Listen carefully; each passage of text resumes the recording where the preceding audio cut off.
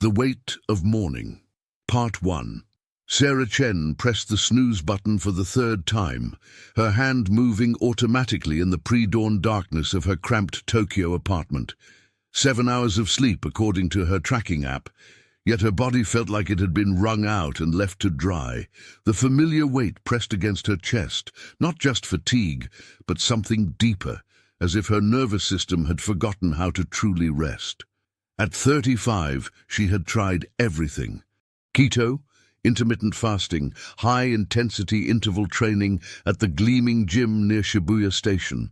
Her bathroom scale fluctuated like Tokyo's stock market, and her reflection in the mirror showed the accumulated stress of a decade working at an international consulting firm.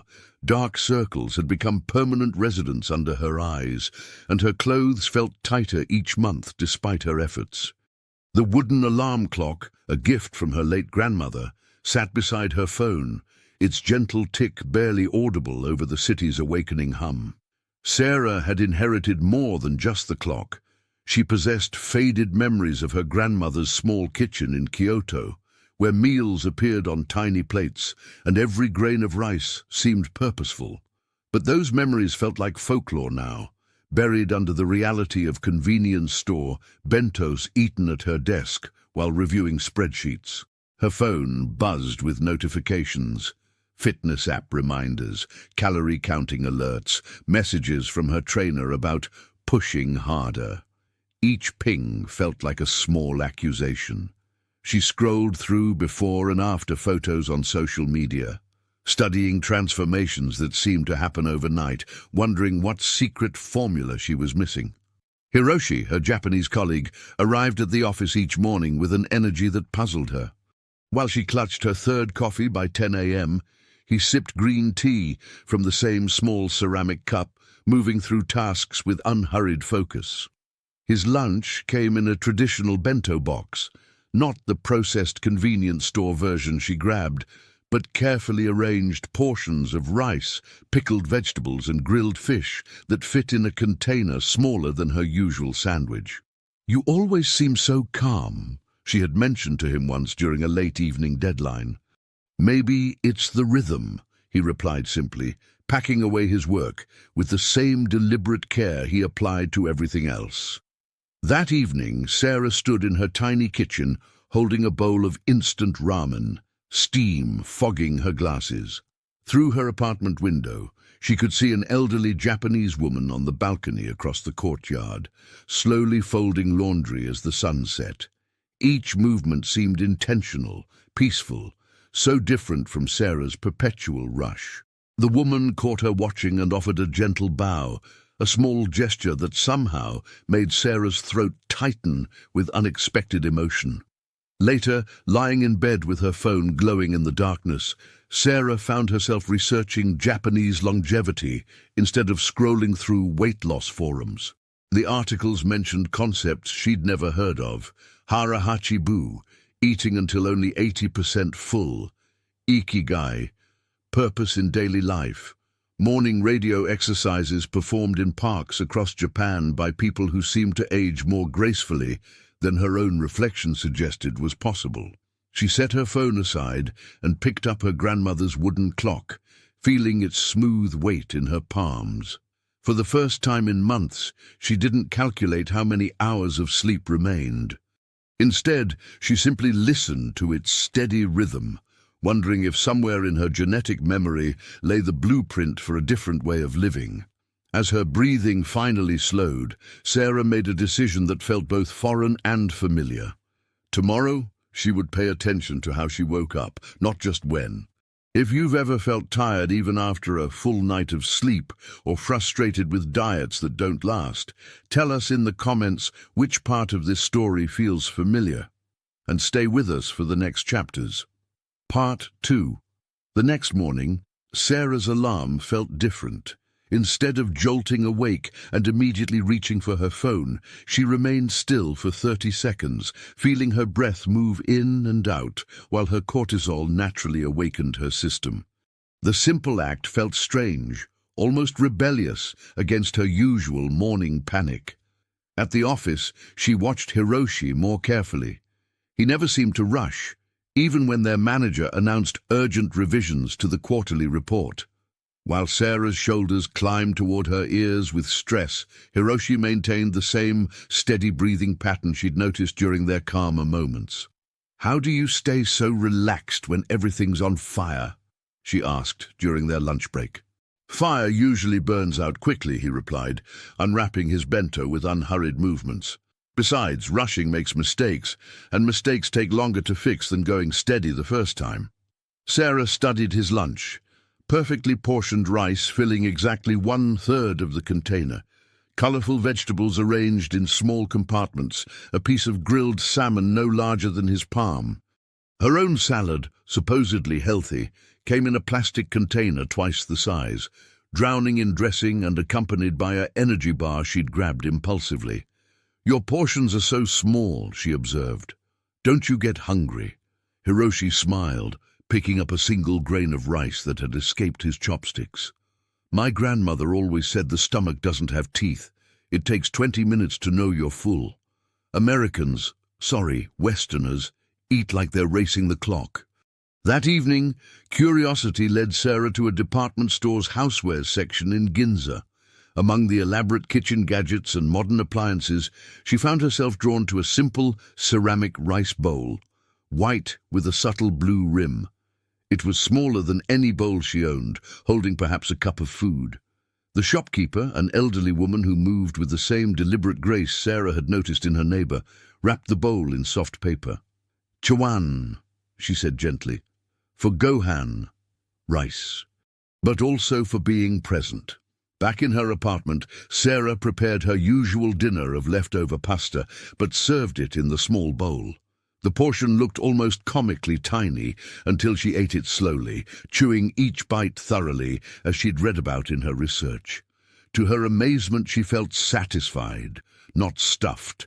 Her nervous system seemed to sigh with relief at not having to process a mountain of food. Her friend Maya called as Sarah was washing the single bowl. "Want to grab late-night ramen? There's this new place in Roppongi." Sarah hesitated.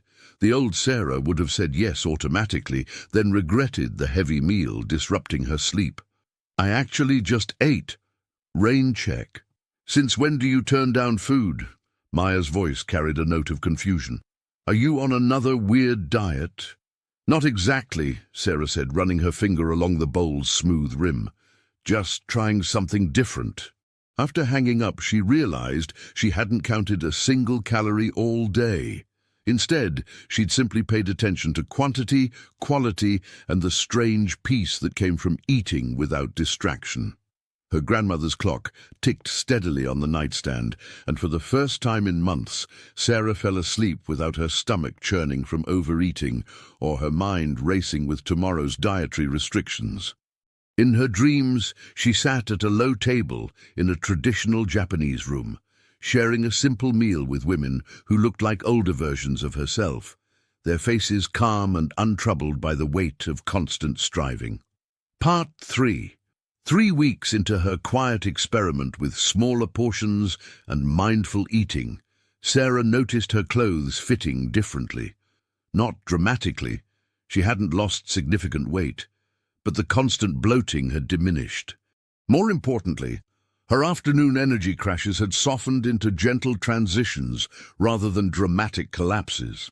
Dr. Yamamoto, her internist, reviewed her quarterly blood work with raised eyebrows.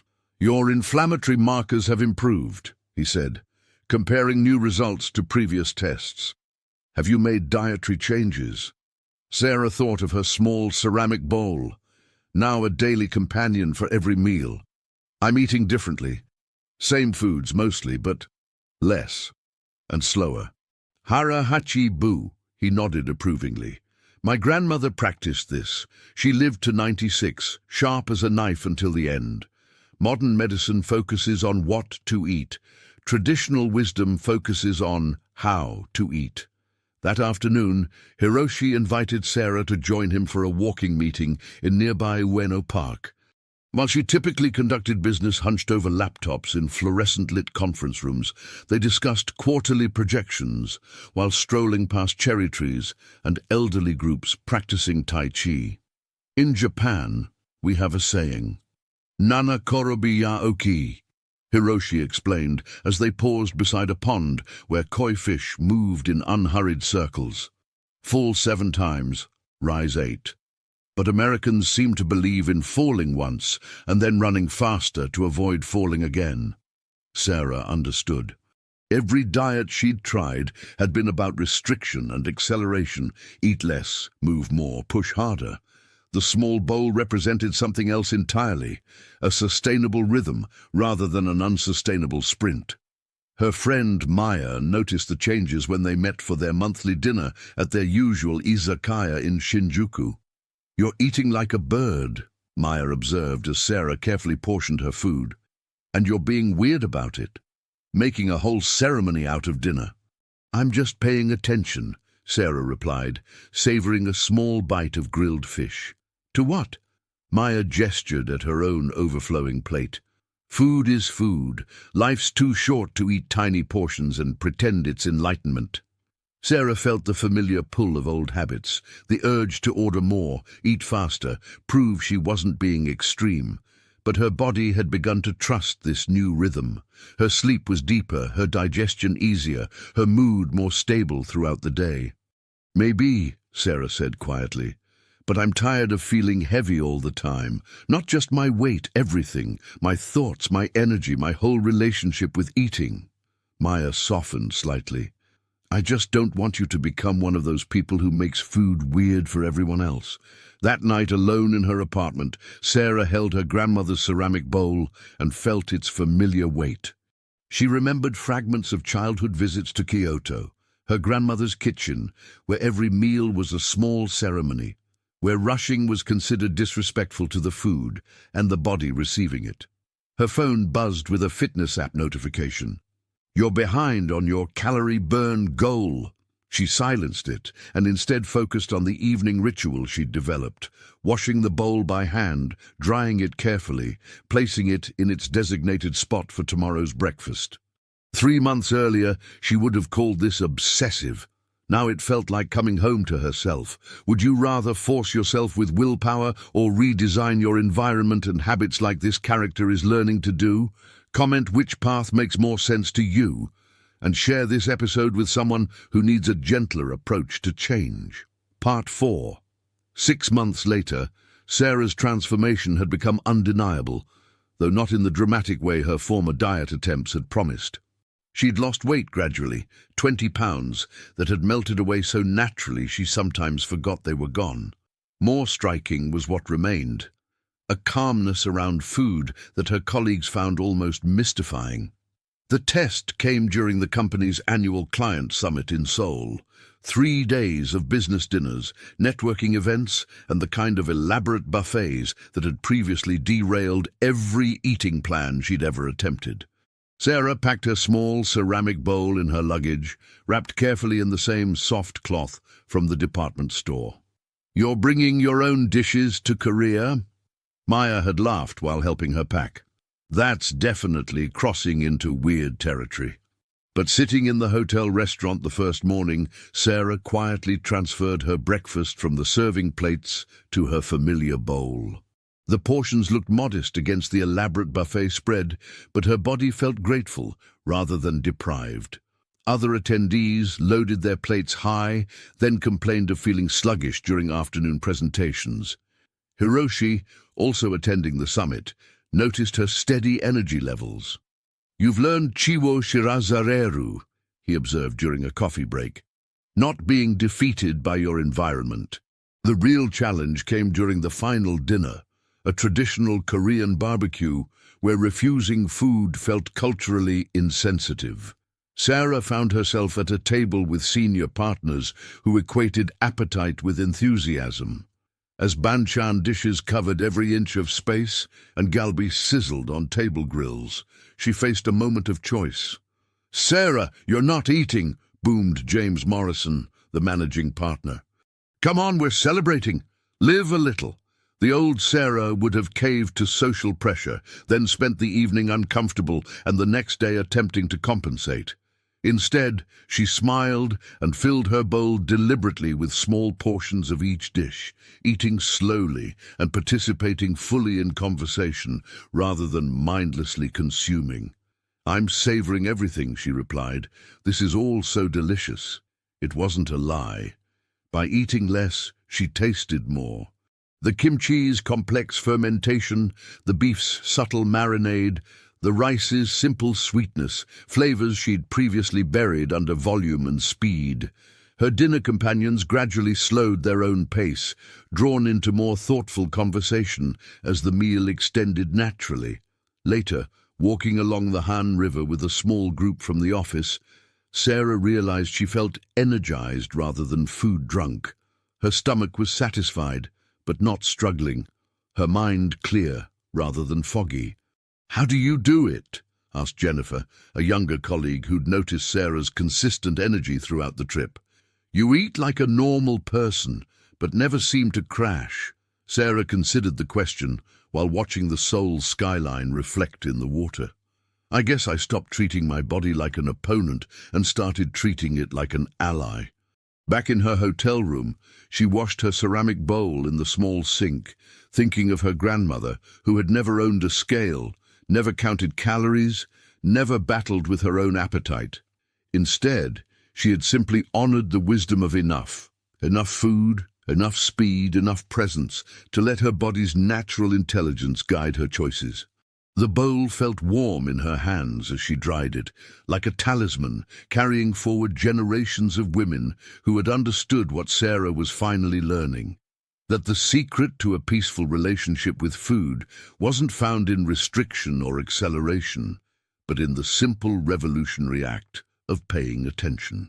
Part 5. Returning to Tokyo, Sarah faced her annual physical exam with Dr. Yamamoto. The numbers told a story she hadn't expected. Not just weight loss, but dramatically improved triglycerides, stable blood sugar, and blood pressure readings that had dropped from borderline concerning to comfortably normal. "These results suggest your metabolism has fundamentally shifted," Dr. Yamamoto explained, comparing charts spanning 18 months.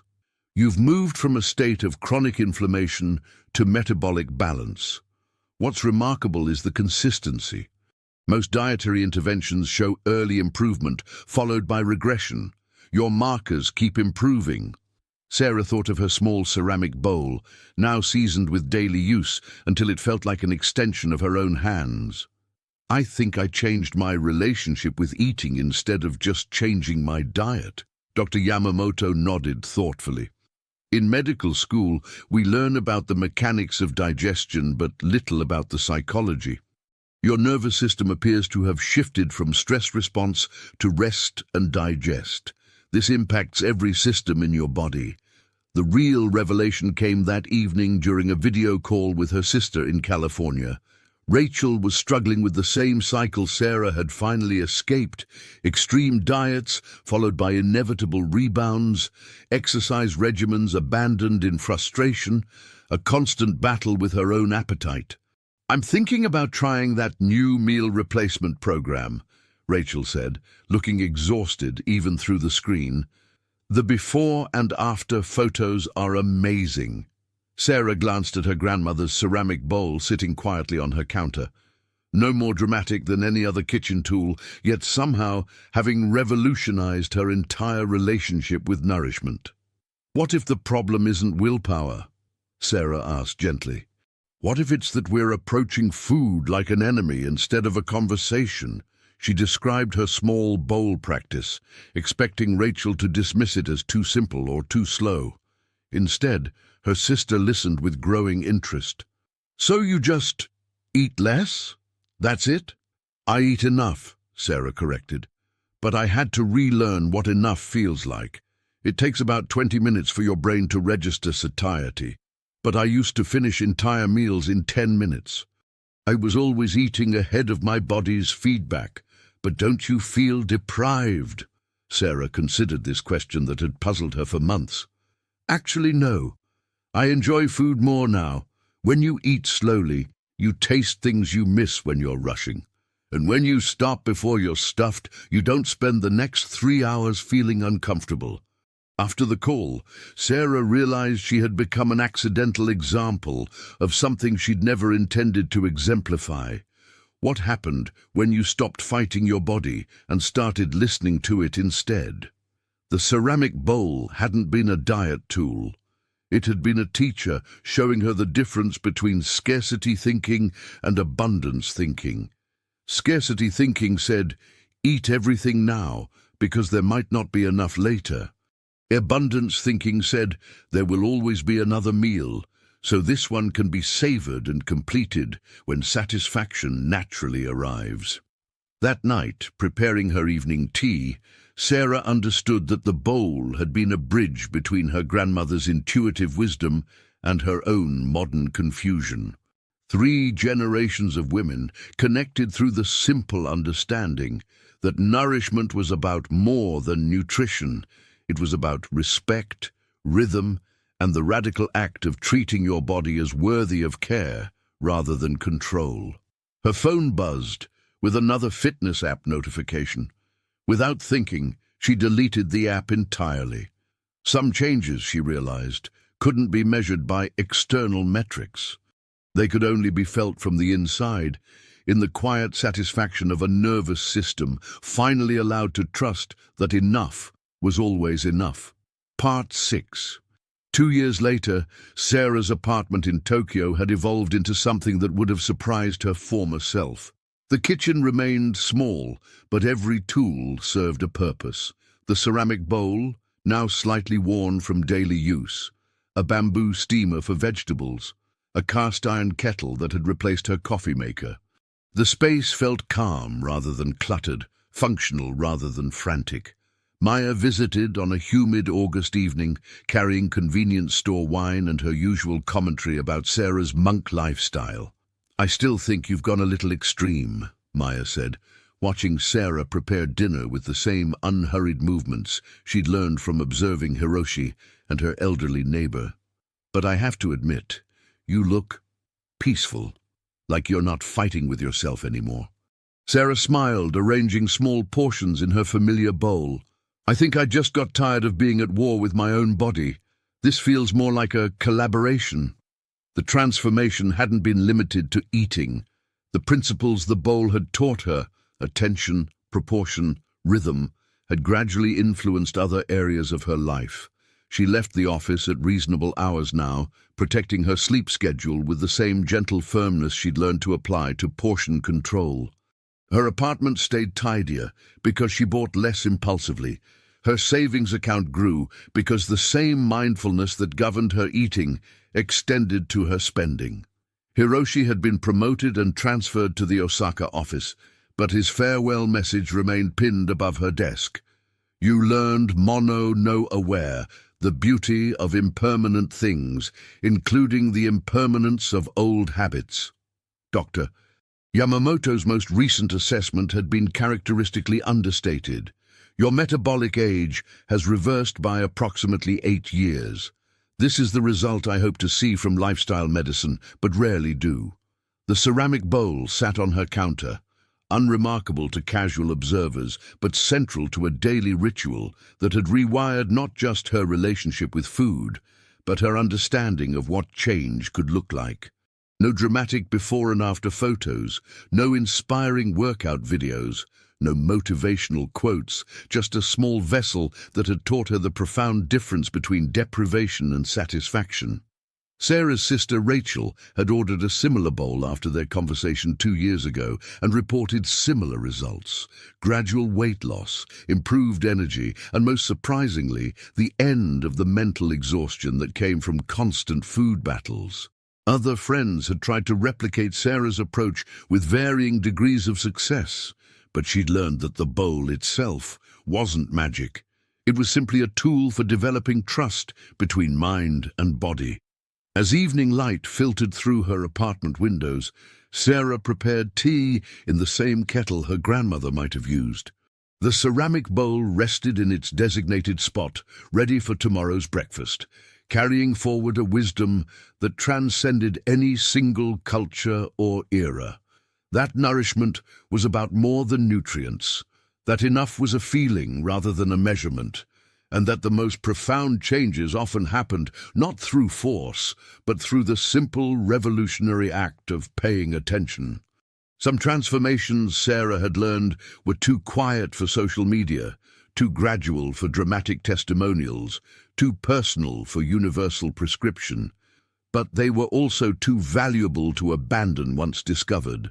Small ceremonies of care that accumulated over months and years into a fundamentally different way of inhabiting one's own life. Her grandmother's wooden clock ticked steadily from the bedside table, marking time in a rhythm that honored both urgency and rest, effort and ease, the endless conversation between intention and surrender that had become finally the foundation of how Sarah moved through the world. If this story reminded you that real transformation comes from small habits repeated over time, not from overnight fixes, subscribe to the channel, tell us which country you watch from, and invite someone to start this journey with you in the next story.